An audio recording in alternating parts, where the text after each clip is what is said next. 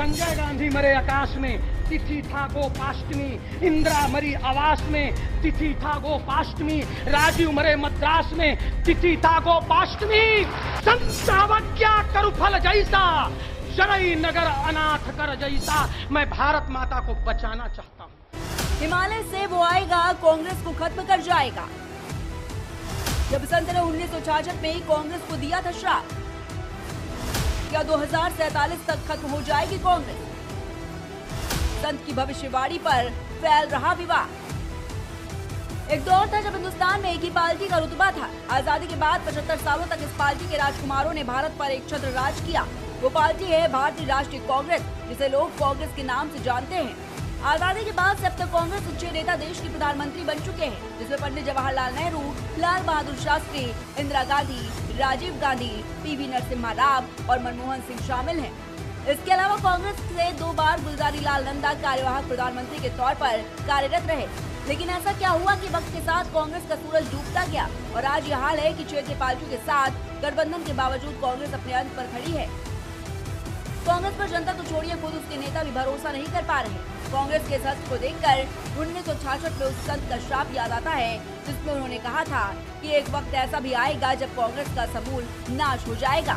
और यही नहीं, उस समय इंदिरा गांधी ने धोखे में रहकर संतों पर गोली चलाई थी, जिस कारण 5000 संत संसद के सामने गोली चलने के कारण मारे गए थे।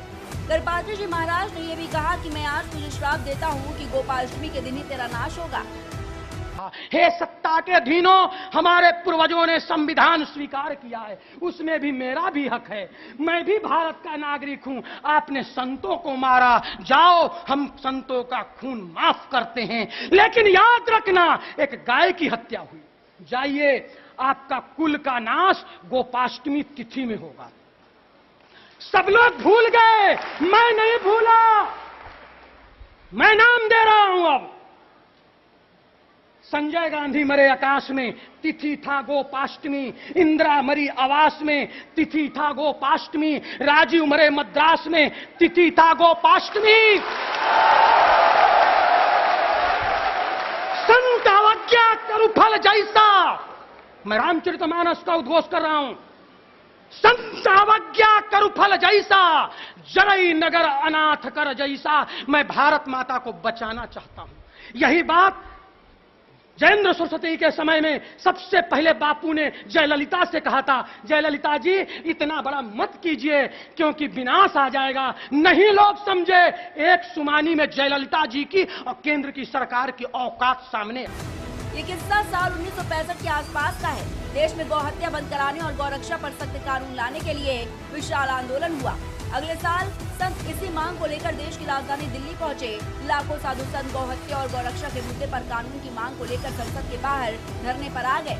इंदिरा गांधी ने पूरे घटनाक्रम के बाद फायरिंग के आदेश दे दिए। अंधाधुंध गोलियां चली, जिसमें सैकड़ों साधु संत और गौरक्षकों की जान चली गई थी।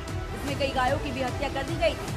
राजधानी में कर्फ्यू लगाने तक की नौबत आ गई थी। कई संत जेलों में बंद कर दिए गए थे। कहा जाता है कि गणपात्री ने तब इंदिरा गांधी को श्राप दे दिया था कि जैसे उन्होंने साधुओं पर फायरिंग कराई है, ठीक ऐसा ही उनका भी हाल होगा।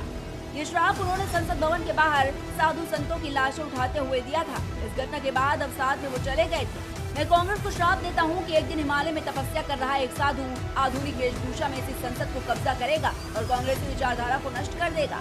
ये एक सच्चे और असली ब्राह्मण का श्राप है।